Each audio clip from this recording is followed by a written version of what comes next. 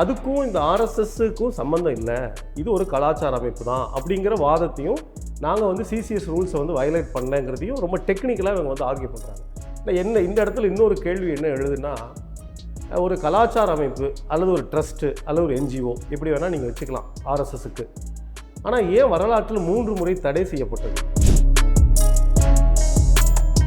பொருளாதார ரீதியாக பல பிரச்சனைகள், படிநிலை சமூகம் இருக்குது, பொருளாதார ரீதியாக வர்க்க சமூகம் இருக்குது. ஆனால் எல்லாத்தையும் மதம்ங்கிற கொடைக்குள்ளே கொண்டு வரதுக்குல்ல, அது வரும்போது அவனுடைய பார்வை நம்ம முன்னாடி இந்த ஆர்எஸ்எஸ் பார்வை என்பதே வந்து அடிப்படையிலே கோணல். 30 கைதிகளுக்கு வந்து கங்காஜலம் அப்படின்னு சொல்லி இந்த அதிகாரிகள் வந்து விஷத்தை ஏற்றி குருடாக்கிட்டாங்க.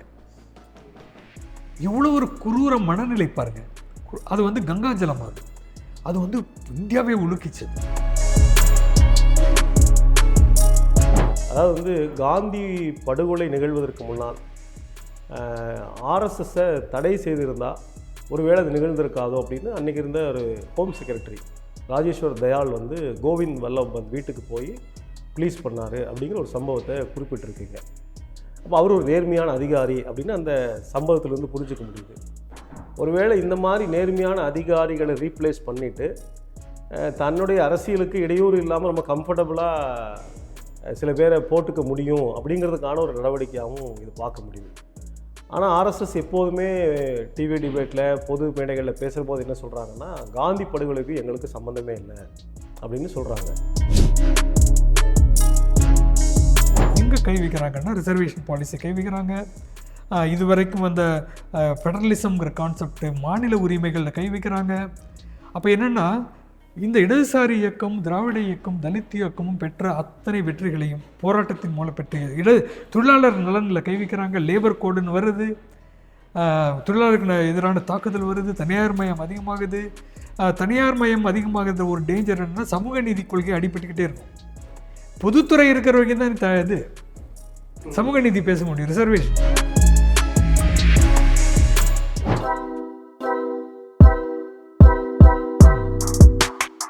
டயலாக் எக்ஸ்க்ளூசிவ் நிகழ்ச்சிக்கு உங்களை வரவேற்கிறோம்.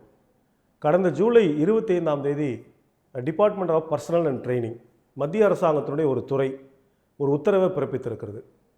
ஆர்எஸ்எஸ் அமைப்பில் மத்திய அரசு ஊழியர்கள் இன்னும் நேரடியாக இணைந்து பணியாற்றலாம் அப்படிங்கிற ஒரு அனுமதியை அந்த உத்தரவு வழங்கியிருக்கிறது.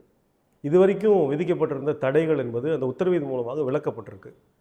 அரசு ஊழியர்கள் ஆர்எஸ்எஸ் என்கிற அந்த அமைப்பில் இணைந்து பணியாற்றினால் என்னவெல்லாம் நடக்கும், குறிப்பாக வந்து இது ஒரு அரசியல் அமைப்பு அல்ல, கலாச்சார அமைப்பு தான் என்கிற விவாதம் முன்வைக்கப்படுகிறது. ஆகவே வந்து இந்த உத்தரவு சமூக, அரசியல், பொருளாதார தளங்களில் எந்த விதமான தாக்கத்தை உருவாக்கும், அரசு இயந்திரத்திற்குள் ஆர்எஸ்எஸ் என்கிற அமைப்பு ஊடுருவல் மேற்கொண்டால் என்ன எதிர்விளைவுகள் உருவாகும் அப்படிங்கிறது தான் இன்றைக்கி இந்த உரையாடலில் நாம் மையமான அம்சமாக இருக்க போகிறது. இந்த நிகழ்ச்சியில் நம்முடைய அழைப்பை ஏற்று ஊடகவியலாளர், ஃப்ரண்ட்லைன் இதழினுடைய முன்னாள் ஆசிரியர், பல்வேறு காத்திரமான புத்தகங்களில் தமிழில் மொழிபெயர்த்து கொண்டு வந்து கொண்டிருக்கிற, அதாவது நவீன இந்தியாவின் கோணல் மரம், அதே போல் ஆர்எஸ்எஸ் இந்தியாவுக்கு ஒரு அச்சுறுத்தல் என்கிற மிக முக்கியமான புத்தகத்தை மொழிபெயர்த்து தமிழுக்கு வழங்கியிருக்கிற மரியாதைக்குரிய விஜயசங்கர் அவர்கள் நம்முடைய அழைப்பை ஏற்று வந்திருக்கிறார். அவரை உங்களின் சார்பாக வரவேற்கிறோம். வணக்கம். வணக்கம். இதில் வந்து 2 விஷயங்களை வந்து அடிப்படையாக புரிஞ்சிக்க வேண்டியிருக்கு. அதாவது ஒன்று ஆர்எஸ்எஸ், அந்த சைடு ஆர்எஸ்எஸ்னால் என்ன, ஏன் அச்சுறுத்தல் அப்படின்னு நம்ம பார்க்குறோம் அப்படிங்கிறது ஒன்று. இன்னும் அரசு எந்திரம்னா என்ன, இது 2 ஒன்றாகும்போது அது என்ன மாதிரினா அரசியல், சமூக, பொருளாதார விளைவுகளை உருவாக்குங்கிறத நம்ம வந்து பார்க்க வேண்டியிருக்கு. இதில் வந்து முதல்லையே கிளாரிஃபை பண்ண வேண்டிய விஷயம்னா, இவங்க கலாச்சார நிறுவனம் என்று சொல்லிக்கொண்டாலும், கலாச்சார அமைப்பு என்று சொல்லிக்கொண்டாலும், இவர்கள் வந்து அந்த டெஃபினிஷனை, அந்த வரையறையை வந்து மாற்றிக்கிட்டே இருப்பாங்க. அவங்க இன்றைக்கி வந்து பிஜேபிங்கிற ஆர்கனைசேஷன், அந்த அமைப்பு வந்து இன்றைக்கி வந்து மத்திய அரசில் வந்து 3வது முறையாக ஜெயிச்சிருக்காங்க. அந்த அமைப்பு பின்னால் இயங்கி கொண்டிருக்கும், அதை இயக்கும் சக்தியே ஆர்எஸ்எஸ் தான். அவங்களுடைய வெற்றியில் வந்து அவங்க பெரிய ரோல் ப்ளே பண்ணுறாங்க. அதனால் ஆனால் என்னென்னா, இந்த கலாச்சார அமைப்புன்னு சொல்கிறது வந்து அதை பற்றி ஒரு சின்ன ஒரு இது சொல்லிடுறேன். ஏன்னா அவங்களுக்கு வந்து 74 அந்த 1970s வந்து இன்கம் டேக்ஸ் நோட்டீஸ் போகுது, அவங்க அனுப்புகிறாங்க. அந்த நோட்டீஸில் என்ன வருதுன்னா, நீங்கள் வந்து டேக்ஸ் கொடுக்கணும், ஏன்னா சாக்காலேருந்து வர மணி பைசா இருக்குல்ல, அதை வந்து அதெல்லாம் வந்து நீங்கள் வந்து டேக்ஸ் பே பண்ணணும் அப்படின்னு ஒரு நோட்டீஸ் வருது. வந்தோடனையும் அப்போ என்ன சொல்கிறாங்கன்னா, நாங்கள் வந்து ஒரு கலாச்சார அமைப்பு, தொண்டு நிறுவனம் அப்படிங்கிறோம். தொண்டு நிறுவனம்னையும் அது வந்து கோர்ட்டில் கேஸ் ஆகுது, இன்கம் டேக்ஸ் நோட்டீஸ்னு. அப்போ என்னென்னு தொண்டு நிறுவனம் சொல்லும்போது பாம்பே சேரிட்டிஸ் என்டோமெண்ட் ஆக்ட்னு ஒன்று இருக்குது. அதுபடி நீங்கள் தொண்டு நிறுவனங்களை பதிவு பண்ணணும். இப்போ அறநிலைய கமிஷனர், பாம்பே சேரிட்டிஸ் கமிஷனர் வந்து நோட்டீஸ் அனுப்புகிறாரு. அந்த நோட்டீஸில் வந்து அவங்க போகும்போது அவங்க என்ன சொல்கிறாங்க, நாங்கள் ஒரு பொலிட்டிக்கல் ஆர்கனைசேஷன் சொல்கிறாங்க. ஆனால் எங்கள் அரசியல் மற்ற அரசியல் வேறுபட்ட அரசியல், அதை புரிந்து கொள்வது. இதெல்லாம் வந்து கோர்ட்டில் கேஸ் நடக்குது, 2 சைட்லேருந்து கேஸ் வருது. எங்கள் அரசியலை புரிந்து கொள்வதனால் வித்தியாசமாக புரிஞ்சுக்கணும், சாதாரண அரசியலில் அப்படின்னு சொல்லிட்டு கோல்வால்கர், சவர்கர் எழுதின புத்தகங்கள்லாம் போய் கொடுக்குறாங்க. அப்போ என்னென்னா இந்த 2 இடத்துலையும் தப்பிக்கிறாங்க. அதுக்கு இன்னொரு ஆர்குமெண்ட் என்ன சொன்னால், நாங்கள் வந்து டேக்ஸ் பே பண்ணுறது வந்து எல்லா சாக்காலேருந்து அந்த காலத்தில், இப்போ எப்படின்னு தெரில, அவங்களுக்கு வர எல்லா வருமானமும் தட்சிணைன்னு கொடுக்குறது, குரு தட்சிணை, இது எல்லாமே இந்த ஒரு பிராமணிக்கல் இது இருக்கும், குரு தட்சிணை கொடுப்பாங்கல்ல, அது எல்லாம் வந்து அந்தந்த ஷாக்காக தான் செலவு பண்ணேன்னு சொல்கிறாங்க. ஆனால் உண்மையிலேயே சாட்சியங்கள் வரும்போது எல்லாமே அங்கே மத்தியில் இருக்க நாக்பூருக்கு போகுது அப்படின்னு. ஸோ இதனால் இந்த இரட்டை வேடம்ங்கிறது வந்து ரொம்ப சாதாரண மாற்றி சொல்லிக்குவாங்க அவங்க. அரசு வந்து பேன் பண்ண நினச்சா நாங்கள் கலாச்சாரம் அமைப்புப்பாங்க, அது சம்மந்தமாக எதாவது கேட்டால் நாங்கள் அரசியல், ஆனால் எங்கள் அரசியல் வித்தியாசமானது. உங்களோட ஆர்குமெண்ட்டே இப்படி தான். அது வந்து இந்த விலாங்கு மீன் சொல்லுவாங்கள்ல, அதுதான். அதாவது பாம்புக்கு வாலையும் மீனுக்கு தலையும் காமிக்கிற மாதிரி இந்த நெகிழ்வுத்தன்மை இருக்குல்ல, அதுதான். அதை வச்சு தான் வந்து அதில் வந்து ஒரு கொள்கை, ஒரு இதை நீங்கள் வந்து இதுதான் நீங்கள் அப்படின்னு சொல்லி குற்றம் சாத்த முடியாது. ஏன்னா அதுக்கு வேறு ஒரு ஆர்குமெண்ட் வச்சுருப்பாங்க. இன்னொன்று, அவங்களுக்கு இருக்கிற பல்வேறு அமைப்புகள், விஸ்வ இந்து பரிஷத், அதுதான் அயோத்தியா மூவ்மெண்ட் எடுக்கிறாங்க, பஜ்ரங் தள், அவங்களுடைய மாணவர் அமைப்பு, இது எல்லாமே பார்த்திங்கன்னா வெவ்வேறு குரல்களில் பேசுவாங்க. ஆனால் என்னென்னா அடிப்படையில் எல்லாமே இயக்கிறது வந்து மத்தியிலேருந்து இயக்கிற அந்த ஹைட்ரான்னு சொல்லுவாங்க, பல தலை இருக்கும், அது அந்த மிருகம், அது நீர்வாழ்க்க இது, அது மாதிரி இது எல்லாமே வந்து கண்ட்ரோல் பை ஆர்எஸ்எஸ். இவங்களுடைய காரியகர்த்தான்னு சொல்கிறவங்க தான் வந்து எல்லாத்தையுமே கண்ட்ரோல் பண்ணுறாங்க. அதனால் இந்த அரசியல் நிறுவனமாக கலாச்சார நிறுவனங்கிறதே வந்து அதில் வந்து அதை வந்து அவங்க தப்பிக்கிறதுக்கான நெகிழ்வுத்தன்மையை வச்சுக்கிறாங்க எப்போவுமே. ஆனால் எல்லாருக்கும் தெரியும், இன்றைக்கி வந்து ஆர்எஸ்எஸ் இல்லாமல் பிஜேபிங்கிற கட்சி வந்து ஆட்சிக்கு வந்திருக்க முடியாது, அவங்களுக்கு பக்கபலமாக இருக்கிறாங்க அப்படிங்கிறது தான் உண்மை. இப்போ வந்து நீங்கள் ஒரு வரலாற்று பின்புலத்தை ஒரு 3-4 அம்சங்களை ரொம்ப எளிமையாக விளக்குனீங்க. ஆனால் இப்போ வந்திருக்கிற இந்த அரசாணை, அதுக்கு பின்னாடி வந்திருக்கிற இந்த டிஸ்கஷன் எப்படி போகுதுன்னா, அதாவது வந்து சிசிஎஸ் ரூல்ஸை வந்து வயலேட் பண்ணல. இப்போ நீங்கள் கூட சொன்னீங்க, அரசு ஊழியர்களுக்கு ஏன் அரசியல் இருக்கக்கூடாதா, காந்தி வந்து ஒரு ஒத்துழையாமை இயக்கத்தை ஆரம்பிக்கிறாரு, அப்போ வந்து எல்லாரும் தன்னுடைய வேலையை விட்டுட்டு காந்திக்கு பின்னாடி வர, பள்ளிகள் கல்லூரிகள்லேருந்து மாணவர்கள் வெளியே வரணும், மாணவர்கள் அரசியல் ஈடுபடக்கூடாது இப்போ சொல்லிட்டு இருக்காங்க, வழக்கறிஞரும் வெளியே வர்றாங்க. அதுக்கு பிறகு 1935 பிரிட்டிஷ் ரூல் வந்து என்னென்னா பேன் பண்ணுது, அரசு ஊழியர்கள் வந்து அரசியல் இருக்கக்கூடாது அப்படின்னு. அதனால் அந்த பின்னாடி அமெண்ட்மெண்ட் 64 கொண்டு வர்றாங்க, சிசிஎஸ் ரூல்ஸ் அமெண்ட்மெண்ட் 64. சிசிஎஸ் ரூல்ஸுங்கிறது ஆமாம். ஆனால் அதுக்கும் இந்த ஆர்எஸ்எஸ்ஸுக்கும் சம்மந்தம் இல்லை, இது ஒரு கலாச்சார அமைப்பு தான் அப்படிங்கிற வாதத்தையும் நாங்கள் வந்து சிசிஎஸ் ரூல்ஸை வந்து வயலேட் பண்ணலங்கிறதையும் ரொம்ப டெக்னிக்கலாக இவங்க வந்து ஆர்கியூ பண்ணுறாங்க. என்ன இந்த இடத்துல இன்னொரு கேள்வி என்ன எழுதுனா, ஒரு கலாச்சார அமைப்பு அல்லது ஒரு ட்ரஸ்ட்டு அல்லது ஒரு என்ஜிஓ எப்படி வேணால் நீங்கள் வச்சுக்கலாம் ஆர்எஸ்எஸ்க்கு. ஆனால் ஏன் வரலாற்றில் 3 முறை தடை செய்யப்பட்டது? ஏதாவது ஒரு கலாச்சார அமைப்பு 3 முறை தடை செய்யப்பட்டிருக்குமா அப்படின்னா, அநேகமாக ஆர்எஸ்எஸ் தவிர எந்த ஒரு கலாச்சார அமைப்பும் ஒரு என்ஜிஓவோ ட்ரஸ்ட்டோ தடை செய்யப்பட்டிருக்காது. 3 முக்கியமான நிகழ்வுகளை ஒட்டி தடை செய்யப்படுகிறது. ஒன்று காந்தி படுகொலை, இன்னொன்று வந்து பொலிட்டிக்கல் எமர்ஜென்சி, 3வது வந்து பாபர் மசூதி இடிக்கப்பட்டது. நீங்கள் எமர்ஜென்சியை கூட விட்டுட்டா, ஏன்னா எல்லாரையும் தடை பண்ணாங்க, ஆர்எஸ்ஐயும் தடை பண்ணாங்கன்னு வேணால் ஒரு வாதம் வைக்கலாம். ஆனால் காந்தி படுகொலையும் பாபர் மசூதி இடிப்பும் என்பது ஒரு நேரடியான ஒரு அரசியல் நடவடிக்கை, மதவெறி அரசியல் நடவடிக்கை. அதையொட்டி தடை செய்யப்படுகிற இயக்கம் எப்படி சிசிஎஸ் ரூல்ஸ் வந்து தப்பிக்க முடியுங்கிற ஒரு கேள்வி இருக்கு இல்லையா? அப்போ இவங்க வைக்கிற வாதத்தை எப்படி நம்ம மறுக்க முடியும்? அது ரொம்ப அருமையான கேள்வி. இதுதான் கோர் இஷ்யூ. இப்போ என்னென்னா, நம்ம ஏன் வந்து அரசு ஊழியர்கள் போகும்போது அரசு ஊழியர்கள்னு சொல்லும்போது நம்ம அரசு அப்படின்னு என்னன்னு பார்க்க, ஆனால் இதுக்கு முன்னாடி ஒன்று பார்க்க வேண்டியிருக்கு. இந்த பிஜேபி ஜனசங்கம் பல மாதிரி வருது, ஜனசங்கங்கிறாங்க, அப்புறம் பிஜேபி காந்திய சோஷலிசம்ங்கிறாங்க, கடைசியாக பிஜேபின்னு 1980 எமர்ஜ் ஆகுது. ஆனால் இதில் என்னென்னா, இப்போ அவங்க வந்து ஆட்சிக்கு வந்தால் என்ன ஆயிரும், மத கலவரம் வரும், பல மாற்றங்கள் இந்தியாவில் சமூகத்தையே புரட்டி போட்டுருவாங்க, ஒரு இந்து சமுதாயத்தை உருவாக்குறது அப்படின்னு தான் சொல்லுவாங்க. இதுதான். ஆனால் என்னென்னா, அடிப்படையிலேயே அதோட முக்கியமான ஒரு விஷயம் அதெல்லாம் நடக்கும். அது வந்து என்னென்னா இந்த கம்யூனல் ரைட், அதாவது மதக்கலவரம் என்பது வந்து ஒரு மொபிலைசேஷன் ஸ்ட்ராட்டஜி. அது வந்து மக்களை உடனே போய் சேர்ந்துடும். இப்போ நான் வந்து மதம் சார்ந்து இல்லைன்னா கூட ஒரு இந்துவை வந்து கொண்டுட்டாங்க அப்படின்னு சொல்லுவாங்க.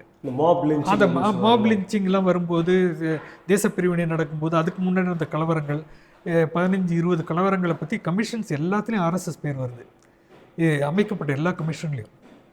அது இல்லை, அது வந்து ஒரு சைடு. அரசாங்கத்தில் இருந்தால் இன்னொரு முக்கியமான ஒரு அபாயம் என்னன்னு பார்த்தீங்கன்னா, வாஜ்பாய் ஆட்சிக்கு வரும்போதே அன்றைக்கி நடந்த முக்கியமான விஷயம் இந்த அரசு இயந்திரத்துகள் ஊடுருவல் என்பது நடக்குது. ஏன் அரசு இயந்திரத்துக்குள்ளே அவங்க போகிறாங்க அப்படின்னா, அரசியல் கட்சிகள் வந்து எலெக்ஷன் மூலமாக ரெப்ரசன்டேட்டிவ் பொது தேர்தல் மூலம் மாறிக்கிட்டே இருக்கும்.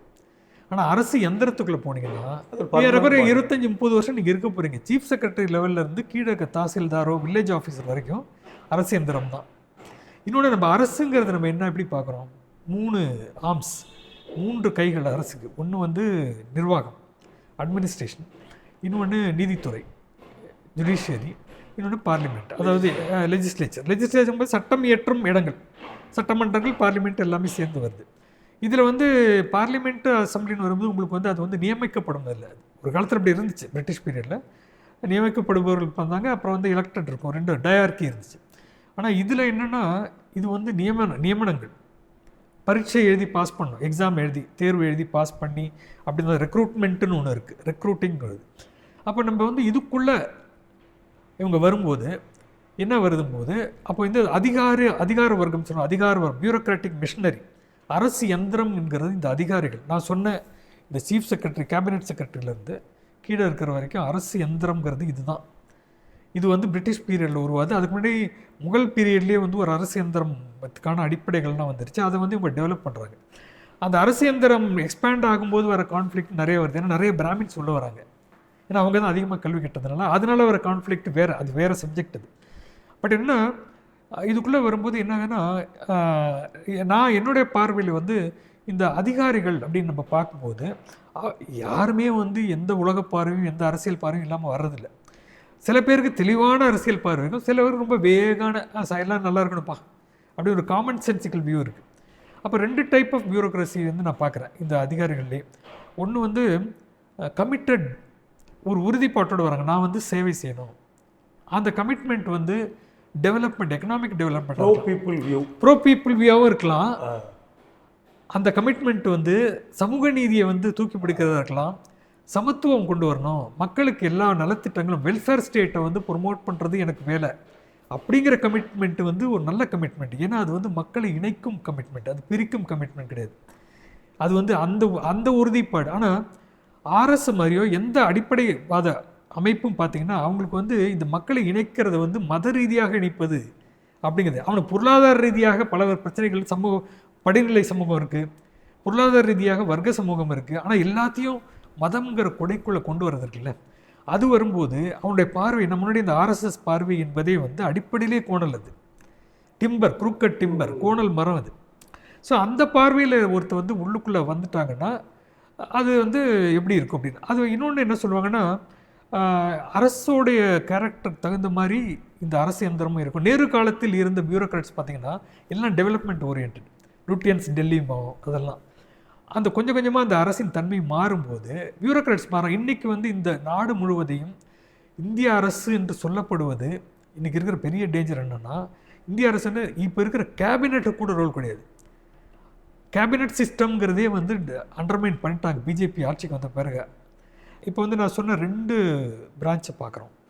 ஒன்று வந்து நிர்வாகம், எக்ஸிக்யூட்டிவ், இன்னும் ஜுடிஷியரி. இப்போது நிர்வாகத்தில் இருக்கிறவங்க வந்து ஒரு ஜாதிய பார்வையோடு வரான், இல்லை மதவாத பார்வையோடு வரான் அப்படிங்கும்போது என்ன நடக்கும் அப்படின்னு பார்க்குறோம். அப்படின்னு பார்க்கும்போது ஒரு ஜாதிய பார்வையோடு வரும்போது அதை நம்ம ஃபஸ்ட்டு மதம் பார்த்துடலாம். அது ரொம்ப க்ளோஸாக லிங்க்டு தான் ஜாதிய பார்வை, இந்த ஜாதி சார்ந்த ஒரு இது. மதம் சார்ந்த இது என்ன வரும்போது, ஒரு ஆர்எஸ்எஸ் இந்துக்களெல்லாம் ஒன்றுபடுத்தணுங்கிற மைண்ட் செட்டில் ட்ரெயின் ஆன ஆர்எஸ்எஸ் ஷாக்காவை அட்டன் பண்ணாமல், இல்லை அட்டன் பண்ணுறவரோ பண்ணாதவரோ, ஆனால் அதை ஏற்றுக்கொண்ட ஒருத்தர் வந்து அங்கே உட்காரும்போது அதில் வந்து உங்களுக்கு பல துறைகள் இருக்குது. போலீஸ் முக்கியமான ஒரு துறை, இராணுவம், இராணுவங்கிறது அது ஒரு தனி ஒரு இதுக்குள்ளே இதோட சேர்ந்தது தான். ஏன்னா அந்த பியூரோக்ரஸி இருக்குது, ஆர்மி பியூரோக்ரஸி இருக்குது. அப்போ என்ன ஆகுதுன்னா, இது எங்கே பிரச்சனை வருதுன்னா, இந்த ஆளுங்கள்லாம் வந்து அங்கே உட்காரும்போது, இப்போ போலீஸ் எடுத்துக்கிட்டிங்கன்னா பார்த்திங்கன்னா தலித்துகளுக்கு எதிரான வன்முறை நடக்குது.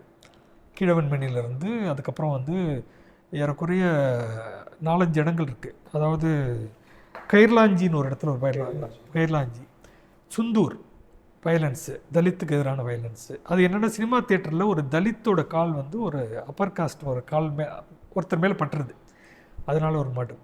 பத்தானி தோலா பீகார், அங்கே வந்து அந்த ரன்வீர் சேனான்னு சொல்லிட்டு வந்து அப்பர் பூமிகார் அவங்க வந்து படுகொலை செய்கிறாங்க. அதுக்கு எதிராக சிபிஐ எம்எல் வந்து அந்த எதிர்த்தாக்குதல் நடக்குது. இந்த கேஸ் எல்லாமே வந்து பார்த்திங்கன்னா ஜுடிஷியரி தான் ஹேண்டில் பண்ணுறாங்க. அப்போ போய் கடைசியில் பார்த்திங்கன்னா ஏறக்குறை எல்லா படுகொலைகளிலும் இந்த கைது செய்யப்பட்ட அக்யூஸ்ட் எல்லாருமே விடுதலை செய்யப்படுகிறார்கள். அப்பர் மேலே ஹைகோர்ட்ஸ்க்கெல்லாம் ஹைகோர்ட் லெவல்லே. இங்கே என்ன பிரச்சனைனா, இப்போ நமக்கு எங்கே டவுட் வருதுன்னா, கிரிமினல் ஜஸ்டிஸ் சிஸ்டம்னு ஒன்று இருக்குது. குற்றம் வழங்குவதை குற்றத்துக்கு தண்டனை கொடுக்கும் சிஸ்டம் அப்படின்னு பார்த்திங்கன்னா, அது எங்கே தொடங்குதுன்னா லோவஸ்ட் லெவலில் போலீஸ் லெவலில் எஃப்ஐஆர் ஃபைல் பண்ணதுன்னு தொடங்குது. இந்த ஏன் வந்து அங்கே டிஸ்மிஸ் ஆகுது, கோர்ட்டில் ஏன் டிஸ்மிஸ் ஆகுதுன்னு பார்த்திங்கன்னா, ப்ராசிக்யூஷன் அரசு தரப்பு போதுமான ஆதாரங்களை காட்டவில்லை அப்படின்னு சொல்லும்போது, அவன் ஏன் காட்ட மாட்டேங்கிறாங்க அப்படிங்கும்போது அங்கே பயஸ் வருது. எஃப்ஐஆர் ஃபைல் பண்ணுறதே கஷ்டம். இதுக்கெல்லாம் லிங்க் இருக்குது, அதனால தான் அதையும் சொல்கிறேன். ஜாதி பிரச்சனைன்னு வரும்போது லிங்க் வருது. அப்புறம் வந்து அதுக்கு அடுத்த ஸ்டேஜுக்கு லோவர் ஜுடிஷியரி போகுது. அப்போ வந்து போலீஸ் வந்து யாரை சாட்சியாக கொண்டு வராங்க, அதெல்லாம் வரும்போது பார்த்திங்கன்னா, அந்த கிரிமினல் ஜஸ்டிஸ் சிஸ்டத்தில் இருக்கிற கீழே இருக்கிற பியூரோக்ராட்ஸ் என்ன ரோல் ப்ளே பண்ணால், அவன் ஜாதியை பார்வை வச்சுருந்தா என்ன ரோல் ப்ளே பண்ணுவான். நகரத்தில் இருக்கவங்களுக்கு விட ஒரு பியூசியலோ ஒரு இடதுசாரி அமைப்புகளை இவங்க வந்து மக்களுக்கு ஹெல்ப் பண்ணி இப்படியே கொண்டு வந்து நீதியை பெற்றுத்தராங்க. ஒரு கவர்மெண்ட் மெஷினரிக்குள்ளே காஸ்ட்டுங்கிற அந்த ஃபேக்டர் கன்சாலிடேட் ஆனால் அது கீழேருந்து மேலே வரைக்கும் எவ்வளோ அட்வர்ஸாக சில விளைவுகள் உருவாக்குங்கிறத நல்லா எக்ஸ்பிளைன் பண்ணிங்க. அப்படிங்கும்போது மதத்துக்கும் அதை வந்து பொருத்தலாம். இப்போ ஆர்எஸ்எஸ்ஸை பேசும்போது நிச்சயமாக வந்து பஞ்ச் ஆஃப் தாட்ஸை விட்டுட்டு பேச முடியாது. ஏன்னா கோல்வால்கருடைய அந்த ஞான கங்கை அல்லது சிந்தனை கொத்து ரொம்ப கிளியராகவே டிஃபைன் பண்ணுறாரு. இந்தியாவுடைய உள்நாட்டு எதிரிகள் அப்படிங்கிற 3 விஷயங்களை கேட்டகரைஸ் பண்ணுறாரு. அஃப்கோர்ஸ் வந்து கம்யூனிஸ்ட்டுங்கிறது ஐடியாலஜிக்கல் எனிமி, அதை சொல்கிறதுல ஒன்றும் ஆச்சரியம் இல்லை. ஆனால் வந்து முஸ்லீமையும் கிறிஸ்டினையும் வந்து உள்நாட்டு எதிரிகள் அப்படின்னு ரொம்ப கேட்டகரிக்கலாக வந்து அவர் வந்து அந்த சிந்தனை கொத்தில் எழுதுகிறாரு.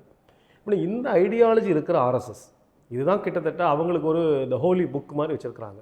அந்த சிந்தனை கொத்துவை தான் அவங்க ஹோலி புக் மாதிரி வச்சுருக்காங்க. அப்போ இந்த ஐடியாலஜிக்கு பின்னாடி இயங்கக்கூடிய ஆர்எஸ்எஸ் வந்து அரசு இயந்திரத்துக்குள் ஊடுருவுனா, மத ரீதியாக மிகப்பெரிய அரசு எது மாறினாலும் கூட அரசு இயந்திரம் நீங்கள் சொன்ன மாதிரி பர்மனெண்ட்டாக இருக்கிற போது அதை வந்து ஆர்எஸ்எஸ் கைப்பற்றுகிற ஏற்பாடு நடந்ததுன்னா அது மத ரீதியான ஒரு பதட்டத்தையும் மோதலையும் உருவாக்காதா? அஃப்கோர்ஸ் அவங்க ஹிஸ்ட்ரி அப்படி தான் இருக்குது. எதிர்காலத்தில் இந்த விளைவு வந்து அதிகரிக்கும் தானே. பதட்டத்தை உருவாக்குறது மட்டும் இல்லை, அவங்க ஒரு மத கலவரம் நடக்கும்போது எப்படி நடந்துக்கிறாங்க. ஒரு போலீஸ் அதிகாரி அவர் இந்த பார்வையில் இருக்கும்போது அவர் எப்படி நடந்துக்கிறாரு. இப்போ வந்து நமக்கு தெரியும், போன வருஷம் வந்து 2 வருஷத்துக்கு முன்னாடி ஜனவரி 30 காந்தி ஜெயந்தி அன்னைக்கு கோயம்புத்தூரில் காந்தி ஜெயந்தியை பற்றி பேசும்போது தோழர் ஜேஆர் பேசும்போது வந்து ஆர்எஸ்எஸ் சொல்லுது பேசக்கூடாதுங்கிறது. அது எவ்வளோ பெரிய ஒரு விஷயம். அதுவும் திராவிட இயக்க ஆட்சியில் இருக்கும்போது நடக்குதுன்னா இந்த ஊடுருவல்ங்கிற மாதிரி தான் பார்க்க வேண்டியிருக்கு. அப்படி தான் இருக்குது. நான் ஓப்பனாகவே சொல்கிறது. பட் என்னென்னா, இது ஆர்எஸ்எஸ்ஸோடைய இன்னொரு விஷயம் என்னென்னா, பார்லிமெண்ட் இருக்குல்ல, எக்ஸிக்யூட்டிவ் ஜுடிஷியரி பேசணும். ஜுடிஷியரி இன்னும் பேச வேண்டியிருக்கு. பார்லிமெண்ட்டில் பார்த்தீங்கன்னா இவங்க வந்து முஸ்லீம்ஸ் எவ்வளோ இருக்காங்க, ரெப்ரசன்டேஷன் பிரதிநிதித்துவம் எவ்வளோ இருக்குன்னு பார்த்தீங்கன்னா இவங்க நிறுத்துறதே இல்லை. இன்றைக்கி இந்தியாவில் இருக்கிற எல்லா அசம்பிளியும் சேர்த்தா கூட முஸ்லீம்ஸ் யாரும் இல்லைங்கிறது தான் உண்மை. பிஜேபி அப்போ வந்து அவங்க வந்து யார் இந்த அரசு அதிகார எந்திரத்தின் வந்து நடத்தக்கூடிய அந்த அரசியல் அதிகாரம் வச்சுருக்கவங்க அவங்களே இந்த பார்வையில் இருக்காங்க. அது ஒன்று இருக்குது. நீங்கள் இந்த ஆர்எஸ்எஸ் இது ஊடுருவதுக்கு முன்னாடியே அந்த ஐடியாலஜின்னு தெரிஞ்சோ தெரியாமலோ முன்னாடி எப்படி இருக்குன்னா, இந்த முஸ்லீம்களுக்கு எதிரான மனநிலைங்கிறது வந்து உள்ளுக்குள்ளே பயஸ்ங்கிறது இருக்குங்கிறது எப்படின்னா பல விஷயங்கள் வந்துருச்சு. நீங்கள் பிஜேபிங்கிறது வளர்கிறதுக்கு முன்னாடி நடந்த விஷயங்கள் வந்து ஃபஸ்ட்டு இந்தியாவே உலுக்கி வந்து பகல்பூர் பிளைண்டிங்ஸ் சொல்லுவாங்க. பகல்பூர் பிளைண்டிங்ஸ் என்னென்னா சிறையில் இருந்த ஒரு 30 கைதிகள், அந்த காலத்தில் நாங்கள்லாம் சண்டே மேக்ஸில் பெருசாக வரும், 30 கைதிகளுக்கு வந்து கங்காஜலம் அப்படின்னு சொல்லி இந்த அதிகாரிகள் வந்து விஷத்தை ஏற்றி குருடாக்கிட்டாங்க. எவ்வளோ ஒரு குரூர மனநிலை பாருங்கள். அது வந்து கங்காஜலம், அது வந்து இந்தியாவே உலுக்கிச்சது. அப்போ ஒரு அதிகாரி என்ன பண்ண முடியும் உள்ளுக்குள்ளே? இது வந்து என்ன, எந்த ப்ரோக்ரெசிவ் அரசு இருந்தால் கூட அதை ஒன்றும் தடுத்திருக்க முடியாது, எவ்வளோ முற்போக்கான அரசாக இருந்தால் கூட. அது ஒன்று. அதுக்கப்புறம் பகல்பூர் பிளைண்டிங்ஸ், அதில் வந்து முஸ்லீம்ஸு தலித்ஸ் எல்லாம் நிறைய பாதிக்கப்பட்டிருக்காங்க. அது மனநிலையிலேருந்து வருது, இவெல்லாம் இவ்வளோதான் அப்படிங்கிற மாதிரி தான். அதுக்கப்புறம் பகல்பூர் மீரட் ரைட்ஸ் நடக்குது 1990களில். மீரட்டில் வந்து பெரிய கலவரம். அந்த கலவரத்தின் போது அது என்கொயரி கமிஷன்லாம் வருது. அதில் இன்வால்வ் ஆனது ப்ரொவின்ஷியல் ஆர்ம்டு கான்ஸ்டபிளரி. இது கவர் ஸ்டோரியாக வந்துச்சு பல மேகசினில். அவங்களே வந்து அவங்க என்ன சொல்கிறாங்கன்னா, Muslims should be dot a lesson, முஸ்லீம்களுக்கு பாடம் கற்பிக்க வேண்டும் என்று உங்களோட பியூரோக்ராட்ஸ், உங்களுடைய அதிகாரிகள் இருக்கும் ஒரு பெரிய அதிகாரி டிசைட் பண்ணுறாருன்னா நீங்கள் என்ன பண்ணுவீங்க? இப்போ மோடி குஜராத் அரசு இயந்திரத்தின் கைகளை கட்டி போடுங்கள்னு சொன்ன மாதிரி. ஆமாம், அதுதான். ஆனால் என்னென்னா, முஸ்லீம்களை அடிக்கும்போது கட்டி போடாதீர்கள்னு சொல்லியிருக்காரு அவர் குஜராத்தில் வந்து அந்த 3 நாள் வந்து விட்டுருங்க, அதான் அவங்களை ஃப்ரீயாக விட்டுருங்க அப்படிங்கிறாரு. அதுதானே சஞ்சீவ் பட் உள்ளுக்குள்ளே இருக்கிறது காரணம் வந்து அதுதானே. அதான் இப்போ இந்த வழக்கே மத்திய பிரதேசம் இண்டோரில் வந்து ஒருத்தர் வழக்கு போடுறாரு, ஆர்எஸ்எஸில் நாங்கள் சேர்ந்து வேலை பார்க்குறதுக்கு அனுமதிக்கணும்னு. அதே நேரத்தில் வந்து கல்கட்டா ஹைகோர்ட் ஜட்ஜு சொல்கிறாரு, நான் வந்து ஆர்எஸ்எஸ்னுடைய ரொம்ப தீவிரமான ஒரு ஃபாலோவர் தான், நான் வந்து என்னுடைய பீரியட் முடிஞ்சதுன்னா நேச்சுரலாகவே நான் அங்கே தான் போய் ஒர்க் பண்ண போகிறேன் அப்படிங்கிறாரு. அப்போ நீதித்துறையிலையும் வந்து இந்த ஆர்எஸ்எஸ் ஐடியாலஜி வந்து பெரிய அளவுக்கு ஊடுருவி. கரெக்ட். ரொம்ப டிரான்ஸ்பரண்ட்டாக வந்து yes of course we are RSS. ஆமாம், அப்படி ஓப்பனாக சொல்கிறாங்க. ஜுடிஷியரி வந்து அதுதான். இப்போ என்னென்னா, அரசு எந்திரம்னு சொல்லும்போது நம்ம இதையும் சேர்ந்து தான் சொல்கிறோம், அரசோட ஒரு ஆம் தான் இது. பொலிட்டிக்கல் லீடர்ஷிப்பும் அதான் இருக்குது, ரைட் விங்காக இருக்குது, ஆர்எஸ்எஸ் ஐடியாலஜி தான் இருக்காங்க. அரசியந்திரமும் இருக்குது. ஜுடிஷியரி மேலே தான் இன்றைக்கி, நீதித்துறை மேலே தான் ஓரளவுக்கு மக்களுக்கு நம்பிக்கை இருக்குது. சில நல்ல ஜட்மெண்ட் வருது, சிலது போகுது. அப்போ மறுபடியும் முக்கியமான ஒரு விஷயத்துக்கு வரும். நீதித்துறையில் வந்து உயர் பதவியில் இருக்கிறவங்க வந்து அப்புறம் கவர்னர் ஆகிறாங்க. அது வந்து அதாவது அவருக்கு வந்து எந்த விதத்திலும் அவர் வந்து ஒரு இன்ஃப்ளூயன்ஸ் ஆகக்கூடாது, எந்த செல்வாக்கும் அவர் மேலே இருக்கக்கூடாது. எதிர்காலத்தில் எனக்கு ஒரு பதவி கிடைக்கும் என்ற ஒரு விஷயத்தை கேரக்டரை காமிச்சிட்டிங்க நீங்கள். அப்போ உங்கள் தீர்ப்புகள் வந்து எப்படி இருக்கும்? அதை பற்றி எனக்கு சந்தேகம் வருமா வராதா? வேடிக்கையாக கூட என்ன எழுதுனாங்கன்னா, தீர்ப்புகள் வந்து அடுத்த பதவிக்கான என்ட்ரன்ஸ் டெஸ்ட் அப்படின்னு. அவ்வளோதான், அதுதான் உண்மை, அது உண்மை. அப்போ வந்து நம்ம முக்கியமான கேஸ் எடுத்துக்கோங்க, ரஞ்சன் கோகோய்னு ஒருத்தர் இருக்கார். அவர் வந்து 4 ஜட்ஜுகள் வெளியே வந்து ஓப்பனாகவே ஜுடிஷியரியில் பிரச்சனை இருக்குது அப்படின்னு சொல்கிறாங்க. உள்ளுக்குள்ளே இந்த கேஸை அலாட் பண்ணுறதுக்குல்ல ரோஸ்டர், அதுலேயே வந்து சில பேருக்கு சில கேஸ் போவாங்க. அது எல்லா இடத்துலையும் நடக்குது, இங்கே நடக்கிறது. அதில் ஜாதி இருக்குது, அதில் பணம் இருக்குது, எல்லாமே இருக்குதுன்னு தான் தெரியும். நம்ம நீதித்துறையில் இருக்குது, அது நம்ம வந்து இல்லைன்னு சொல்ல முடியாது. அது வந்து நீதிபதிகளே ஒத்துக்கிறாங்க. இங்கே தமிழ்நாட்டில் வந்த சில தீர்ப்புகள்லாம் பார்த்திங்கன்னா ரொம்ப வேடிக்கையாக இருக்கும். அதாவது ஆல்மோஸ்ட் அதை கோட் பண்ணாமல் அந்த ஜாதி இந்த விஷயங்களை வந்து கொடுத்து இவங்களை ரிலீஸ் பண்ணுறது. இங்கே இல்லைன்னா நம்ம அங்கே பார்த்துக்கலாம், கீழே இல்லைன்னா மேலே பார்த்துக்கலாம்னா. அப்போ ஜுடிஷியரியில் ஏன் பிரச்சனை வருது? அதையே வந்து மேனிப்புலேட் ஆகுது மேலே. காலேஜியம் சிஸ்டம் சொல்லி ஜட்ஜும் சுப்ரீம் கோர்ட் ஜட்ஜும் 2 பேர் சேர்ந்து தான் காலேஜியம் சிஸ்டத்தில் பண்ணுறாங்க. அந்த ரெக்கமெண்டேஷன் வந்து சட்ட அமைச்சகத்துக்கு போகுது. ஆனால் ஏற்கனவே 30-40 இது வந்து அப்பாயின்ட் பண்ண மாட்டேங்கிறாங்க. முரளிதர்னு ஒருத்தர் இருந்தார். முரளிதர் வந்து ரொம்ப நேர்மையான ஒரு ஜட்ஜ். ஆனால் அவருக்கு வந்து பதவி உயர் கொடுக்கல.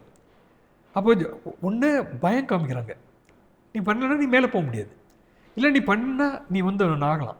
இப்போது சொராபுதீன் கேஸ் இருக்குது, என்கவுண்டர் கேஸ். அமித்ஷா டைரக்ட்லி இன்வால்வ்னு சொல்லி அலிகேஷன். அது வந்து கடைசியில் சதாசிவம் ரஞ்சன் கோகோய்க்கு வருது, கிளியர், அமித்ஷாவோட பேர் கிளியர் ஆகுது. அப்போ ரஞ்சன் கோகோய் என்ன சொல்கிறாருன்னா, அப்போ வந்து பெரிய கிரிட்டிசிசம் வருது, பார்லிமெண்ட்லாம் பேசுகிறாங்க. பேசும்போது ரஞ்சன் கோகோய் வந்து அப்போவே என்ன சொல்கிறாருன்னா, இதே பார்லிமெண்டேரியன்ஸ் இதே என்னை வரவேற்பார்கள்ங்கிறது. அப்போ அதுக்கு முன்னாடியே அவருக்கு வந்து அஷூரன்ஸ் போயிடுச்சு. அப்போ இது வந்து எப்படிப்பட்ட ரோல் ப்ளே பண்ணும் சமூகத்தில் அப்படின்னு ஒன்று இருக்குது. அதான் அந்த ஃபஸ்ட்டு 13 days ஒரு கவர்மெண்ட் வந்து ஃபஸ்ட்டு பீரியடு ஃபார்ம் ஆகுது. கரெக்டு. அப்போ வந்து என்னென்னா, நீலகிரியில் வந்து அருவங்காடு கார்டைட் ஃபேக்ட்ரி ஒன்று. ஆமாம், அங்கே ஒரு ஜிஎம் அப்பாயிண்ட் பண்ணுறாங்க. ஆக்சுவலாக அது வந்து ஒரு சென்சிட்டிவ் ஏரியா, கார்டைட் ப்ரொடக்ஷன் பார்த்துருக்கேன். அங்கே வந்து மேட்ச் பாக்ஸ் கூட கொண்டு போகக்கூடாது. அங்கே வந்து என்னென்னா, அந்த ஜிஎம் வந்து ஹோமோ நடத்துகிறாரு. ஓ வித்தின் த ஃபேக்டரி கேம்பஸ்குள்ளே ஹோமம் நடத்துகிறாரு. எப்படி நீங்கள் ஹோமம் நடத்துறீங்கன்னு போய் கேட்டால் அவருடைய ஆரிஜினேட் எங்கன்னு போய் பார்த்தா ஹீஸ் அ மத்திய பிரதேஷ் கேடரு, அவர் ஆர்எஸ்எஸ் மேன். இது எப்போ நடக்குதுன்னா வாஜ்பாயோட ஃபர்ஸ்ட் 13 நாள் அதுக்குள்ளேயே ஸோ ரொம்ப ஃபாஸ்ட்டாக வந்து தனக்கு கிடைக்கிற எல்லா வாய்ப்பையும் வந்து எப்படி அரசு இயந்திரத்துக்குள்ள ஒரு ஆக்டோபஸாக ஊடுருவாங்க அப்படிங்கிறதுக்கான ஒரு நல்ல எக்ஸாம்பிளாக அதை வந்து. ஆமாம், அதில் நான் ரொம்ப முக்கியமான ஒரு விஷயம் சொல்கிறேன். ஏன் அது முக்கியமான விஷயம் சொல்கிறேன்னா, உங்களுக்கு வந்து மதச்சார்பற்ற அரசு என்பது மதச்சார்பற்றது தான் கொள்கை அளவில். நீங்கள் வந்து கடவுள் படங்கள் கூட வைக்கக்கூடாது உள்ள, அதுதான் உண்மை. இன்றைக்கி வந்து ராக்கெட் அனுப்புறதுக்கு முன்னாடி தேங்காய் உடைக்கிறாங்க, பூமி பூஜா பண்ணுறாங்க. அதெல்லாம் வந்து எப்படி வந்து நீங்கள் அதிலே வந்து வந்துடுது, அந்த மார்க் போட்டு வராங்க. அது வந்து ஒரு ஐடென்டிஃபிகேஷன், நான் இது அப்படின்னு சொல்கிற மாதிரி. இப்போ என்ன ஆயிருன்னா அதில் இன்னொரு பார்வை இருக்குது. ஒரு விஞ்ஞான ரீதியான ஒரு அறிவியலை வளர்க்க வேண்டிய இஸ்ரோ, அதில் வந்து ஒருத்தர் வந்து என்ன சொல்கிறாரு, அவர் வந்து அறிவியலுக்கு எதிரான கருத்துக்களை பேசிகிட்டு இருக்காரு. அந்த தலைவர்கள் பல பேர் சொல்லிட்டு இருக்காங்க. அப்புறம் வந்து இப்போ வந்து மீடியாவில் இருக்கிற குருமூர்த்தி போன்றவர்கள் வந்து நாசாவுடைய விவரம் சொல்லி பொய். அது நாசா வந்து அப்படிலாம் ஒன்று சொல்ல மாட்டாங்க. செவ்வாய் கிரகத்தில் வந்து ஒரு சத்தம் வருது, அது வந்து ஓம்ங்கிற சத்தங்கிறது. அப்போ என்னென்னா மீடியாவோட ரோல் இருக்குது. இன்னொன்று, இந்த அதிகாரிகள் வந்து எல்லா இடத்துலையும் இருக்காங்க, எல்லா துறைகளும் இருக்காங்க. நான் வந்து போலீஸ் மட்டும்தான் சொன்னேன், நான் கல்வித்துறையில் இருக்காங்க. இன்றைக்கி வந்து கல்வித்துறை வந்து கைப்பட யூஜிசிங்கிறது ஒரு ஃபண்டிங் ஏஜென்சி. அவங்க வந்து சிலபஸ் அதுக்குள்ளே வர முடியும். இன்றைக்கி வந்து அதுக்குள்ளே வராங்க அவங்க. அப்போ இந்த கொள்கை கேப்சர் பண்ண இப்போ நிறுவனங்களை கேப்சர் பண்ணுறது இருக்குல்ல, அது மூலமாக என்ன ஆயிடுச்சுன்னா இன்றைக்கி வந்து நிறுவனங்களுக்குள்ளே இருந்த சில நல்ல விஷயங்கள். இப்போ நேஷ்னல் ஃபிலிம் டெவலப்மெண்ட் கார்பரேஷன் எடுத்த படங்கள் பார்த்தீங்கன்னா என்எஃப்டிஸ் எல்லாம் வந்து ரொம்ப அருமையான படங்கள் இருக்குது. இன்றைக்கி வர படங்கள்லாம் பாருங்களேன், வேறு ஃபீச்சர் ஃபிலிம் தான். காஷ்மீர் ஃபைல்ஸு, கேரளா ஃபைல்ஸ் எல்லாமே பொய்கள். எனக்கு சில கேள்விகள் இருக்குது. ஒன்று என்னென்னா, இந்த ஆர்எஸ்எஸ் உடைய ஊடுருவல் அரசு இயந்திரத்தில் அப்படின்னு பேசுகிற போது இந்தியாவுக்கான அச்சுறுத்தல் அப்படிங்கிற புத்தகத்தில் ஒரு இடத்துல நீங்கள் எழுதியிருக்கீங்க. அதாவது வந்து காந்தி படுகொலை நிகழ்வதற்கு முன்னால் ஆர்எஸ்எஸ்ஸை தடை செய்திருந்தால் ஒருவேளை அது நிகழ்ந்திருக்காதோ அப்படின்னு அன்றைக்கி இருந்த ஒரு ஹோம் செக்ரட்டரி ராஜேஸ்வர் தயாள் வந்து கோவிந்த் வல்லப் பந்த் வீட்டுக்கு போய் ப்ளீஸ் பண்ணார் அப்படிங்கிற ஒரு சம்பவத்தை குறிப்பிட்டிருக்கீங்க. அப்போ அவர் ஒரு நேர்மையான அதிகாரி அப்படின்னு அந்த சம்பவத்திலேருந்து புரிஞ்சுக்க முடியுது. ஒருவேளை இந்த மாதிரி நேர்மையான அதிகாரிகளை ரீப்ளேஸ் பண்ணிவிட்டு தன்னுடைய அரசியலுக்கு இடையூறு இல்லாமல் நம்ம கம்ஃபர்டபுளாக சில பேரை போட்டுக்க முடியும் அப்படிங்கிறதுக்கான ஒரு நடவடிக்கையாகவும் இது பார்க்க முடியுது. கரெக்டாக. ஆனால் ஆர்எஸ்எஸ் எப்போதுமே டிவி டிபேட்டில் பொது மேடைகளில் பேசுகிற போது என்ன சொல்கிறாங்கன்னா, காந்தி படுகொலைக்கு எங்களுக்கு சம்மந்தமே இல்லை அப்படின்னு சொல்கிறாங்க. அதை ஒரு ஆதாரபூர்வம் மறுத்திருக்காரு. கோல்வால்கரை வந்து அன்றைக்கி வந்து அரெஸ்ட் பண்ணியிருந்தா, இதை தடை பண்ணியிருந்தால் நிச்சயமாக இந்த துயரம் நடந்திருக்காது அப்படிங்கிறாரு. அப்போ அந்த சம்பவமே கூட இந்த ஆர்எஸ்எஸ் அரசு ஊழியர்கள் அப்படிங்கிற ஒரு பிரச்சனையில் வந்து நினைவுபடுத்தி கொள்ள வேண்டிய ஒரு சம்பவமாக இருக்குது. நிச்சயமாக கட்டாயமாக நினைவுபடுத்தணும். Your talking only about communism, real danger to India. அதாவது உண்மையான இது வந்து கம்யூனிசம் கிடையாது, உண்மையான அபாயம் கம்யூனலிசம். அதுதான் அபாயம்ங்கிறது. இதுதான் வந்து ரொம்ப முக்கியமானது. அந்த மாதிரி ஒரு ஆள் இருந்தது தான் அது. அப்புறம் வந்து இடதுசாரி அரசாங்கத்தை டிஸ்மிஸ் பண்ணுறதுக்கு வேறு ஒரு சப்ஜெக்ட் அது. அப்படி வரும்போது நீங்கள் வந்து இந்த சம்பவம் ஒன்று சொல்கிறீங்கல்ல, இந்த கோல்வால்கர் விஷயத்தில் வந்து என்ன நடக்குதுன்னா, அது வந்து ஒரு ஆஸ்பெக்ட் தான். அது இதுக்கு மேலே சில விஷயங்கள் இருக்குது. கோல்வால்கர் விஷயத்தில் வந்து ராஜேஸ்வர் தயாள்ங்கிற அதிகாரி இருக்கார் உத்தரப்பிரதேசத்தில். அவங்களுக்கு வந்து திடீர்னு பார்த்தீங்கன்னா ஒரு நாள் வந்து நைட்டு வந்து 2 ட்ரங்க் பெட்டி கொண்டு வராங்க அவர் வீட்டுக்கு அதிகாரிகள். அங்கே கீழே இருக்கிற அதிகாரிகளும் வந்து கொண்டு வந்துருக்காங்க. அது என்னன்னு தெரியாது. ஆமாம், அது என்னன்னு உள்ளே போய் திறந்து பார்த்தா எந்தெந்த முஸ்லீம் ஏரியா அப்படின்னு மேப் போட்டு ஆயுதங்கள் உட்பட எல்லாமே அந்த 2 ட்ரங்க் பெட்டி. இவங்க வந்து உடனே என்ன பண்ணுறாங்கன்னா, அது எல்லாம் டீட்டெயில்டு ஒரு கம்யூனல் வயலன்ஸ் ப்ராப்ளம் அப்படின்னு வரும்போது இது வந்து நேராக கோவிந்த் வல்லப் பந்த்கிட்ட கொண்டு போகிறாங்க. அவர் தான் சீஃப் மினிஸ்டர், வந்து பெரிய ஜாம்பவான். அவர்கிட்ட போனோடனே அவர் பார்த்துட்டு ஓகே அப்படின்ட்டு அடுத்த நாள் இவர் என்ன எதிர்பார்க்குறனா, அந்த அதிகாரி ராஜேஸ்வர் தயாள் புக்கில் எழுதுறாரு, ஒரு நேர்மையான அதிகாரி. அதில் வந்து என்ன சொல்கிறாருன்னா, அடுத்த நாள் வந்து இது பெரிய விஷயமா வரும், இவங்க உடனே நடவடிக்கை எடுப்பாங்க, கோல்வால்கர் வந்து அரெஸ்ட் பண்ணுவாங்க அப்படின்னு பார்த்தா அது ரொம்ப சாதாரணமாக கடந்து போகிறார் கோவிந்த் வல்லப் பந்த். இந்த காங்கிரஸோட ரோல்ங்கிறது வந்து அப்படி இருந்திருக்கு. எப்போவுமே இவங்க கூட மதவாதிகள் கூடவே இருந்திருக்காங்க.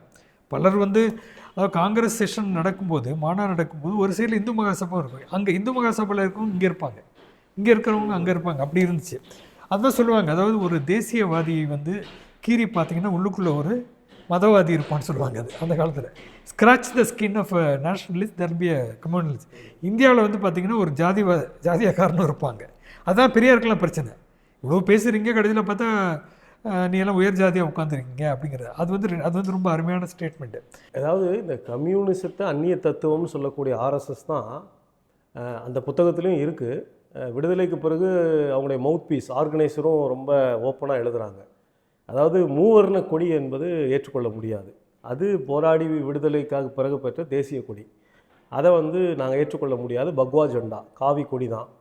அதே போல் வந்து எல்லோரும் இணைந்து உருவாக்கிய அரசியல் சாசனத்தை தூக்கி போட்டுக்கிட்டு அந்த இடத்துல வந்து மனுஸ்மிருதியை வந்து நாங்கள் வந்து முன்வைக்க விரும்புகிறோம் அப்படின்னு சொன்னதும் ஆர்எஸ்எஸ் தான். ஓகே. அப்போ இவங்க அந்நிய தத்துவம் என்று ஒரு ஐடியாலஜியை வந்து தள்ளி வச்சுக்கிட்டு இவங்க ஓன் ஐடியாலஜியே வந்து இந்திய இறையாண்மைக்கு எதிராக தானே இருக்குது.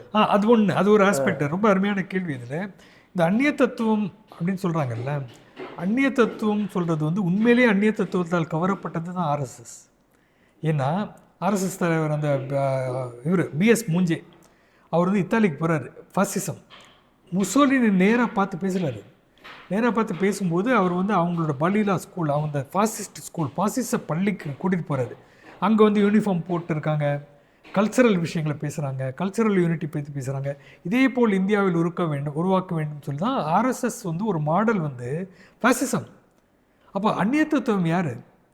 உங்களுக்கு தான் அந்நிய தத்துவம். நீ வேதம் இதெல்லாம் பேசினாலும் நீ வந்து இன்ஸ்பயர் ஆகிறது அங்கே இருந்தால். இன்னொன்று, அந்த காலத்தில் வந்து மகாராஷ்டிராவில் வந்து மராத்தி பேப்பர்ஸ் நடக்குது. அதில் வந்து ஜெர்மனி இத்தாலியை பற்றி செய்திகள் அதிகம் வந்துகிட்ருக்கும். ஹிட்லரை புகழ்வாங்க. ஹிட்லர் தான் மாடல்னு கோல்வால்கர் எழுதுகிறார். ஹிட்லர் வந்து 2 வேறுபட்ட இனங்களை சேர்ந்த மக்கள், ரேசஸ், ஒன்றாக வாழ முடியாது என்று நிரூபித்தவர் ஹிட்லர். அப்போ வந்து மராட்டி பேப்பர்ஸில் இத்தாலியை பற்றியும் ஃபாசிசத்தை பற்றியும் பேசுகிற இவங்க வந்து யாரை புகழ்ந்துட்டு இருக்காங்க?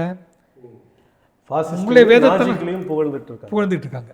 இதுதான் நடக்குது. அப்போ அடிப்படையிலே வந்து நீங்கள் வந்து இந்திய தத்துவத்திலிருந்து வந்த இவர்கள் வந்து ஒன்று அந்நிய தத்துவம்னு ஹிட்லரி முசோலினி பண்ணுறது மட்டும் இல்லை, இதே பிரிட்டிஷ் கவர்மெண்ட் கூட டீல் போடுறீங்க.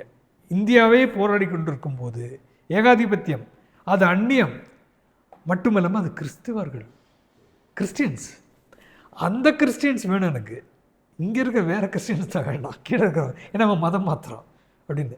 பிரிட்டிஷ் அரசோட வந்து ஏகாதிபத்திய அரசும் என்பதோட அவர்களுடைய ஆதரவோடு இந்த மிஷனரிஸ் வந்து கிறிஸ்டியானிட்டி வருது. அது வந்து வேறு ஒரு சப்ஜெக்ட். அந்த மத மாற்றம் என்பது வேறு ஒரு சப்ஜெக்ட். இந்த முக்கியமான உரையாடலில் இந்த கேள்வியை கேட்காம இந்த உரையாடலை முடிக்க முடியாது. இப்போ நிறைவாக நான் இந்த கேள்வியை உங்கள்கிட்ட எழுப்ப விரும்புகிறேன். அண்மையில் வந்து மோகன் பகவத் வந்து ஓப்பனாக ஒரு மீடியாவில் சொல்லியிருக்காரு, அல்லது அவங்களுடைய அந்த கூட்டத்தில் பேசியிருக்காரு. இந்தியாவில் இருக்கிற 60,000 வருவாய் வட்டங்கள், அதில் வந்து இன்றைக்கி 25,000 வருவாய் வட்டங்களில் ஆர்எஸ்எஸ் வந்து ரொம்ப எஃபெக்டிவாக செயல்பட்டுருக்கு. அது இந்தியா முழுமைக்கும் 60,000 வருவாய் வட்டங்களையும் அதை ரீச் பண்ணணும். ஏன்னா அடுத்த ஆண்டு வந்து ஆர்எஸ்எஸ் துவங்கப்பட்டு 100வது ஆண்டு. அந்த அவருடைய அறிவிப்புக்கும் இந்த department of personnel and training அதனுடைய உத்தரவுக்கும் ஒரு நெருக்கமான தொடர்பு இருக்குது அப்படின்னு நம்மளால் இயல்பாக புரிஞ்சிக்க முடியுது. ஆனால் இவங்க வந்து என்ன சொல்லுவாங்கன்னா, பிஜேபி வேறு ஆர்எஸ்எஸ் வேறுன்னு சொல்லுவாங்க. அந்த புத்தகத்தில் தான் மீண்டும் ரெஃபர் பண்ண வேண்டியதுக்கு, மோடி பிரைம் மினிஸ்டரியல் கேண்டிடேட் அப்படின்னு சூஸ் பண்ணும்போது ஒரு பக்கம் மோடி தன்னை ப்ரொஜெக்ட் பண்ணிக்கிறார், ஹார்ட் கோர் ஹிந்துத்துவா அப்படின்னு ப்ரொஜெக்ட் பண்ணிக்கிறார். ஆனால் ஒரு பவர்ஃபுல் ஒரு 5 பேர் தான் வந்து இந்த மகாராஷ்டிராவில் ஒரு புலிகள் காப்பகத்தினுடைய மையத்தில் ராயல் டைகருங்க ரிசார்ட்டில் வந்து மோடியினுடைய பேரை டிக் பண்ணாங்க அப்படிங்கிறதையும் இந்த புத்தகத்தில் எழுதிக்கிங்க. அப்படின்னா இந்த அரசாங்க உத்தரவுக்கும் ஆர்எஸ்எஸ்ஸுக்கும் ஆர்எஸ்எஸ் தலைவருடைய விருப்பத்திற்கும் நேரடியாக ஒரு தொடர்பு இருக்குது. ஆர்எஸ்எஸ் வந்து ஒரு அரசியல் கருவி பாஜகவினுடைய, அப்படி வந்து நாம் புரிஞ்சுக்கத்தான வேண்டியிருக்கு.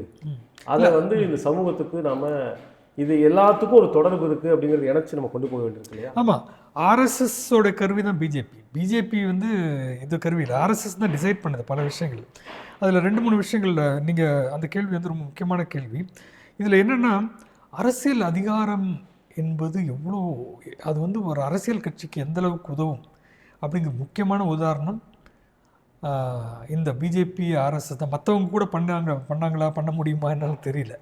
ஏன்னா நீங்கள் சொல்கிற இந்த 25,000 வருவாய் வட்டமோ அது என்னமோ அது வந்து நீங்கள் பார்த்தீங்கன்னா இந்த புத்தகத்தை வந்து அது விரிவாக வந்து எழுதியிருக்காரு. அது அரசியல் அதிகாரத்துக்கு வந்த பிறகு தான் இந்த எக்ஸ்பேன்ஷன் நடந்துக்கிட்டே இருக்குது. இவங்க வந்து அடுத்த ஆள் யார் அப்படிங்கிற மாதிரி ஒரு இது வரும்போது ஃபஸ்ட் டைம் வந்து அவரை வந்து நானோ கார் அங்கேருந்து இங்கே வெஸ்ட் பெங்கால்லேருந்து இங்கே கொண்டு வராங்க. அப்போ வந்து நம்ம பஜாஜ் இவர் டாட்டா அவர் தான் வந்து டெவலப்மெண்ட் மேன்கிறார். வளர்ச்சி நாயகன் சொல்கிறது முதலாளிகளோட அப்ரூவல் அவர் கிடைக்குது. முதலாளிகள் அப்ரூவலும் வேணும், நம்ம வந்து இந்து முஸ்லீம் இதுவும் வேணும். அப்படிங்கும்போது குஜராத் கலவரம் அதை வந்து பயன்படுத்திக்கிறார். அந்த கோத்ராவில் நடந்த பிறகு அங்கேயே வந்து பரி பண்ணியிருக்க வேண்டிய பாடி வந்து ஒரு 200 கிலோமீட்டருக்கு வந்து ஊர்வலம் வராங்க. குஜராத் படுகொலைகள் நடந்து தெரியும். அது வந்து என்ன பண்ணுதுன்னா ஒரு வெர்டிக்கல் ஸ்பிளிட் இந்து முஸ்லீம் வந்து குஜராத்தில் ஜெயிக்கிறதுக்கு காரணமே நகர்ப்புறங்களில் வந்து தனியாக கிட் ஹவுஸ், முஸ்லீம்ஸ்க்கு தனி இடம், அவங்களாம் வந்து பாதுகாப்புக்காக போயிடுறாங்க. இப்படி வந்தோடனையும் அவர் தான் வந்து அடுத்த சாய்ஸ். அதனால தான் மோடி வந்து இருக்கிறாங்க. ஏன்னா முதலாளிகளும் அப்ரூவ் பண்ணிக்கிறாங்க, இந்த பக்கம் வந்து இதுலேயும் வந்து ஒரு என்ஷூர் பண்ணிடுறாரு. அதாவது வந்து முஸ்லீம்களை வந்து தனிமைப்படுத்துறது அப்படின்னு சொல்லி தான் மோடி என்கிற பிம்பம் கட்டமைக்கப்படுகிறது. அந்த பிம்பம் வந்து வளர்ந்து வளர்ந்து வந்து பார்த்திங்கன்னா ஒரு காலத்தில் வந்து ஆர்எஸ்எஸ்க்கே ஒரு சேலஞ்ச் மாதிரி ஒரு பிரச்சனை வந்து இப்போ அந்த பிரச்சனை ஓடிட்டுருக்கு. இன்றைக்கி இப்போ முதலாளிகளின் வளர்ச்சி வந்து நம்ம சொல்ல வேண்டாம், அதானி அம்பானி அவங்க வளர்ச்சி வந்து பல கோடிக்கணக்கு அவங்களுக்கான டேக்ஸ் கன்செஷன்லாம் கொடுக்குறாங்க. என்ன ஆயிடுதுன்னா எங்கே கை வைக்கிறாங்கன்னா ரிசர்வேஷன் பாலிசி கை வைக்கிறாங்க. இது வரைக்கும் அந்த ஃபெடரலிசம்ங்கிற கான்செப்ட் மாநில உரிமைகளில் கை வைக்கிறாங்க. அப்போ என்னென்னா இந்த இடதுசாரி இயக்கம், திராவிட இயக்கம், தலித் இயக்கமும் பெற்ற அத்தனை வெற்றிகளையும் போராட்டத்தின் மூலம் பெற்ற தொழிலாளர் நலனில் கை வைக்கிறாங்க. லேபர் கோடுன்னு வருது, தொழிலாளருக்கு எதிரான தாக்குதல் வருது, தனியார் மயம் அதிகமாகுது. தனியார் மயம் அதிகமாகுற ஒரு டேஞ்சர் என்னன்னா சமூக நீதி கொள்கை அடிபட்டுக்கிட்டே இருக்கும். பொதுத்துறை இருக்கிறவங்க தான் இது சமூக நீதி பேச முடியும், ரிசர்வேஷன் அப்படின்னு வரும்போது என்ன ஆகுதுன்னா இப்போது இந்த பாலிடிக்ஸ் எப்படி நான் பார்க்குறேன்னா நீங்கள் வந்து இதுவரை பெற்ற தொழிலாளர் உரிமைகள், சமூக உரிமைகள், மனித உரிமைகள், மாநில உரிமைகள், இது எல்லாருக்கும் எதிரான ஒரு சக்தி அங்கே உட்காந்துருக்கு. அப்போ என்ன நடக்குதுன்னா இதை வந்து ஐஜாஸ் அகமத் இவங்கெல்லாம் என்ன சொல்கிறாங்கன்னா counter revolution of the elite, மேட்டுக்குடிகளின் எதிர்ப்புரட்சி தான் அதோட ரெப்ரசன்ட் பண்ணுறது தான் பிஜேபி. மேட்டுக்குடிகளின் எதிர்ப்புரட்சி தான் முதலாளிகளும் அதை தாங்கி நிற்கும் உயர் ஜாதிகளும் உயர் நடுத்தர வர்க்கமும் ஒரு எதிர்ப்புரட்சி நடத்திட்டு இருக்காங்க. அவங்களுக்கு ரிசர்வேஷன் வேண்டாம், மாநில உரிமைகள் வேண்டாம், உரிமைகளுக்காக போராடும் இயக்கங்கள் வேண்டாம். அப்போ இந்த எதிர்ப்புரட்சிங்கிறது வந்து முக்கியமான கான்செப்ட். இந்த எதிர்ப்புரட்சிங்கிறதுல வந்து அணி சேர்க்கையில் எப்படி இருக்க வேண்டும் அப்படின்னு பார்க்கும்போது உங்களுடைய அணி சேர்க்கை இடதுசாரிகளாக இருந்தாலும் அவர்களாக இருந்தாலும் ஜாதி சமூக நீதி பேசியவர்கள் பொருளாதார நீதியை பேச வேண்டிய கட்டாயம் இருக்கிறது. பொருளாதார நீதியை பேச வேண்டியவர்கள் சமூக நீதியை பற்றி பேச வேண்டிய கட்டாயம் இருக்கிறது. இறையாண்மையை காப்பாற்ற வேண்டி இருக்குது. இந்தியாவுடைய சமத்துவ கொள்கையை காப்பாற்ற வேண்டியிருக்கு. அப்போது இன்றைக்கி தேவை வந்து அதனால் அந்த அதனால தான் இந்தியா பிளாக்குங்கிறது இந்த கவுண்டர் ரெவல்யூஷனுக்கு எதிரான ஒரு அணிதிரட்டு நடக்கிறது. அது இப்படி தான் வரும், அது ஃப்ராக்மெண்டடாக தான் இருக்கும். அதுதான் இந்திய யதார்த்தம். இந்த அணிதிரட்டலில் வந்து இறங்கி நீங்கள் வந்து விவசாயிகளையும் தொழிலாளிகளையும் திரட்ட வேண்டியிருக்கு, பிற்படுத்தப்பட்டவர் திரட்ட வேண்டியிருக்கு, பாதிக்கப்பட்ட தொழிலாளர்கள் நடுத்தர வர்க்கத்திலே பாதிக்கப்பட்ட நடுத்தர வர்க்கத்தை திரட்ட வேண்டியிருக்கு. இதில் வந்து ஒரு கொள்கை ரீதியான ஒரு எதிர்ப்பை கட்ட வேண்டியிருக்கு. இன்றைக்கி கொள்கை ரீதியான எதிர்ப்பை கட்டுறதுல இடதுசாரிகளுக்கு முக்கியமான ஒரு ரோல் இருக்குது. அந்த பார்வையை கொடுக்கறதுக்கு இவங்களுக்கு முக்கியமான ரோல் இருக்குது. அந்த பார்வையை இப்போ நான் பேசும்போது ஒரு இடதுசாரியாக தான் பேசுகிறேன் நான். அப்போ எனக்கு இருக்க இந்த பார்வையை வந்து உள்வாங்கிட்டு பண்ணும்போது தான் இதை வந்து அரசியல் ரீதியாக தோற்கடித்தாலும் நீங்கள் வந்து இந்த பியூரோக்ரஸி உள்ளே போகிறதுங்கிறதும் நீங்கள் அரசியல் ரீதியாக வந்து கலாச்சார தளங்களிலும் இந்த அதிகார வர்க்கத்தை வந்து க்ளீன் பண்ணுறது அதுக்கு வந்து 20-30 வருஷம் இருக்குது. இருந்தாலும் அரசியல் ரீதியான வெற்றி தேவை, கலாச்சார ரீதியான வெற்றி தேவை, சமூக ரீதியான வெற்றி தேவை. இந்த ஆர்எஸ்எஸ் குறித்து நாம் பேச ஆரம்பித்தா நிறைய ஏரியா இருக்குது, தொடர்ந்து பேசிகிட்டே போகலாம். ஆனால் இன்றைய விவாதத்தில் ரொம்ப முக்கியமாக பேச வேண்டிய ஒரு காத்திரமான கருத்துக்களை ரொம்ப கிளாரிட்டியாக அது எப்படி வந்து ஹிஸ்டாரிக்கலாக புரிஞ்சிக்க வேண்டியிருக்கு, அதோடைய எக்ஸசைஸ் எப்படி இருக்குது, இது இப்படியே நீடிச்சதுன்னா இந்தியாவுடைய அரசியல் எதிர்காலம் எப்படி இருக்கும் அப்படின்னு அநேகமாக எல்லா ஏரியாவையும் ரொம்ப விரிவாக நம்மோட ஊடகவியலாளர் விஜய் சங்கர் நம்மோட பேசியிருக்கார். டயலாக் தமிழுடைய அழைப்பை ஏற்று இந்த நிகழ்ச்சியில் பங்கேற்று ரொம்ப விரிவான ஒரு கருத்துக்களை பகிர்ந்தமைக்கு நன்றி. நன்றி.